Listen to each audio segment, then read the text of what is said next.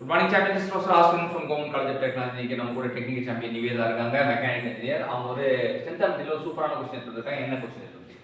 Yes, first one Young's modulus of elasticity. Next is yield point, ultimate stress nominal, ultimate stress actual, percentage elongation, and percentage reduction of area from the following data on tensile test of a mild steel specimen of diameter 25 mm and length 300. So mild steel specimen எடுத்துக்கறாங்க, 25 mm dia, 300 mm length எடுத்துக்கறாங்க. அதுக்கு வேற என்ன data கொடுத்துருக்காங்க? Extension under a load of 10 kN equal to 0.03 mm, loaded yield point equal to 130 kN, loaded failure equal to 212 kN, length of the specimen at failure equal to 390 mm, neck diameter equal to 16.73 mm.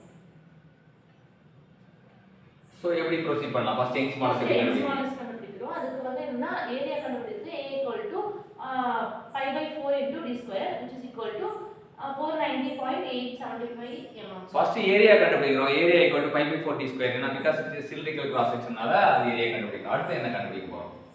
எலங்கேஷன் formula வந்து del L equal to PL divided by AE. So E வந்து இந்த side substitute பண்ணிட்டு மீதி value substitute பண்ணும்போது E equal to 203.72 kN per mm square. So delta deformation equal to PL by AE தான் formula. PL by AE ல வந்து நமக்கு E மட்டும் தான் கண்டுபிடிக்கணும். E வந்து கண்டுபிடிக்கும் போது நமக்கு 203.72 kN per millimeter square கிடைக்குது.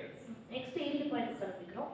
But tensile stress at yielding equal to load by cross sectional area which is equal to 130 divided by 490.875 which is equal to 0.265 kN per mm square. So இது simple தான். Load by cross section area போட்டா stress கிடைக்குது. அதான் yield இது.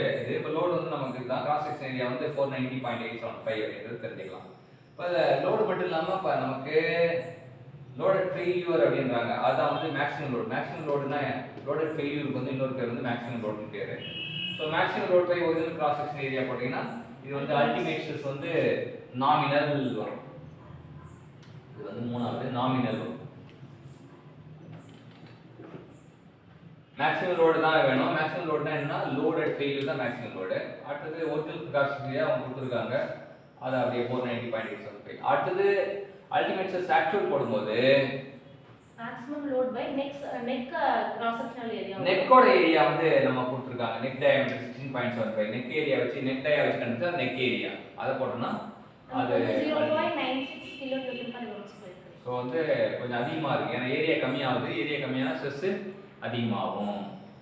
Next percentage elongation equal to capital L minus small l divided by L into 100 percentage which is equal to 390 minus 300 by 300 into 100 equal to 30%. So change in length by original length போட்டோம்னா 390 minus 300 divided by 300 அது போட்டோம் அப்படின்னா 30% வருது. அது percentage reduction area வந்து change in area by area போட்டோம்னா 55.11% வருது. So இன்னைக்கு சூப்பரான கான்செப்டை நம்ம ஈஸியாக கற்றுக் கொடுத்த நிவேதாக்கு தேங்க்யூ சொல்லுவோம்.